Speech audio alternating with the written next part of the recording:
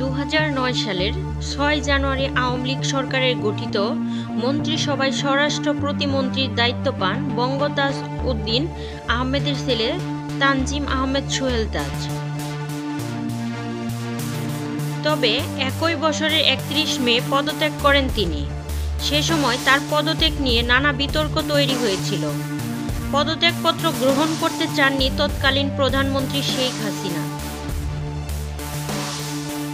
একটি গণমাধ্যমে সাক্ষাৎকারে তিনি বলেন, আমি অনিয়ম দেখেছি, দুর্নীতি দেখেছি, বিডিআরের ইনভেস্টিগেশন আমার ভালো লাগেনি।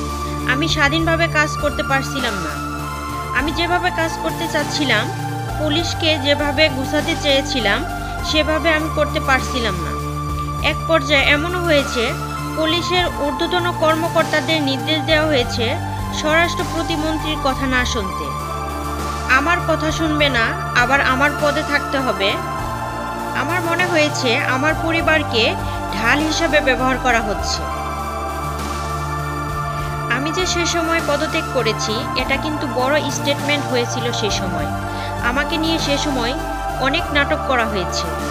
আমার পদত্যাগ গ্রহণ করা হবে না, পদত্যাগ গ্রহণ না করার সুযোগ ছিল না, পদত্যাগ আমেরিকা চলে যায়, কারণ আমি জানতাম না এখানে থাকলে আমার ঝামেলা হবে। সোহেল তাজ আরও বলেন, আমেরিকা থেকে ওনার শেখ হাসিনার সঙ্গে কথা হয়েছে। আমি বারবার বলেছি আমাকে ছেড়ে দেন, আমাকে ছেড়ে দেন। উনি বলেছিলেন, না আমি ছাড়বো না, তোমার কি লাগবে, তোমাকে থাকতে হবে।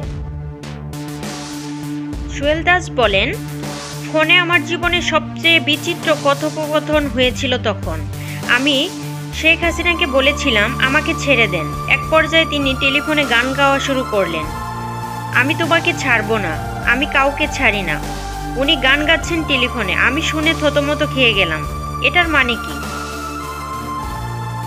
সোহেল তাজ বলেন, সাবেক প্রধানমন্ত্রী কেন এমনটা বলেছিল তা আমি বুঝতে পারিনি। প্রধানমন্ত্রী বলেছিলেন, আমি তোমাকে ছাড়বো না, আমি কাউকে ছাড়ি না। এটা কি থ্রেট নাকি হুমকি নাকি এটা স্নেহ? আমি ঠিকভাবে কোনোটাই বুঝতে পারছিলাম না।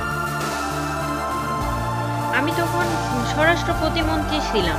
হঠাৎ শুনলাম আমার জেলা গাজীপুরের এসপি পরিবর্তন হয়ে গেছে, কিন্তু আমি জানি না। এইরকম অনেকগুলো পরিস্থিতি আমার সামনে হয়েছে বা ঘটনা ঘটেছে, যার ফলে আমি পদত্যাগের সিদ্ধান্ত নিই।